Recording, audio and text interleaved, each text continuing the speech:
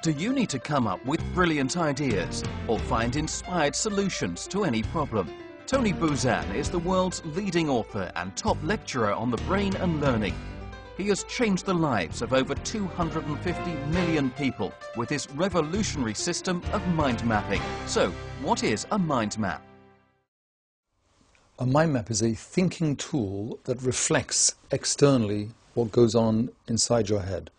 The mind map was like a Swiss army knife for the brain. Anything I wanted to do in terms of thinking, contemplation, cognition, remembering, creating, the mind map was the ideal tool for that.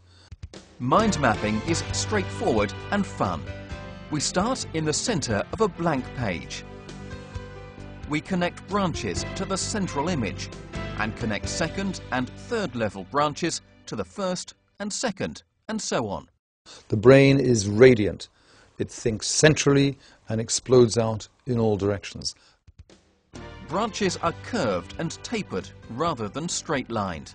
They are organic and free-flowing, as opposed to structured and uniformed. The branches on a mind map are the reflection of the way the brain thinks. So when you think of anything, if you think of chair, you have your picture and then you have your associations off that.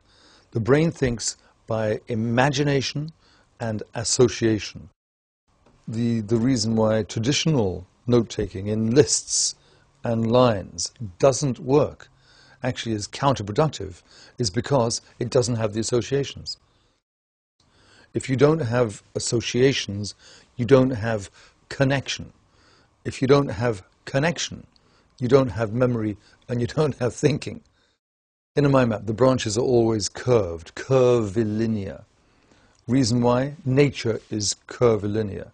And if all the branches are straight, it is literally rigid, similar, and therefore boring.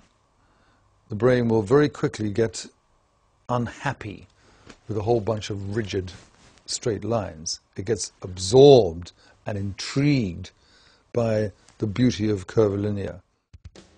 We add one word to each branch. One of the important points in structuring a mind map is to have one word per branch. Why? Because if you have one word, that one word with all its associations is free. If you put them together, you're making it more rigid. And very simply, for example, if you were mind mapping and you wanted to put Tony Buzan, if you put Tony Buzan, you've stuck them together with glue. But if you put Buzan and then Tony, you've got the freedom to radiate out my father, my mother, my brother, the history of the name, etc. So the single word per line gives you much more freedom, much more creativity, much more clarity. Ideally, the length of the word should be the length of the branch, for the very simple reason that if this word here is then placed next to this word here, and the branch and the word are the same line, then the meeting point is very close. So the two words are in space close, i.e. they're connected.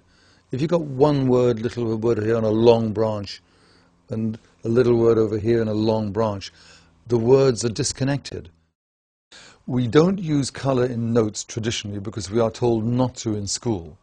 All the research says exactly the opposite should be so. We love colour, and studies at London University showed that people who use colour and image in their imagination when they are learning and trying to remember inevitably do better than those who don't. We use images throughout. Throughout a mind map, there should be key words and key images. And if an image is easy for you to do, you know, instead of people, you can quickly just draw 3 little stick figures. The image is a picture. The picture is worth 1,000 words. Another important point about the use of images, the use of associations, is that all the great geniuses did that.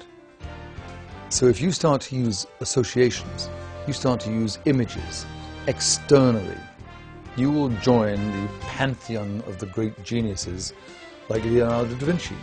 Leonardo did it. Darwin did it. Beethoven did it. Every genius used image and associations, and the mind map is the process by which you can do that. It's a genius tool.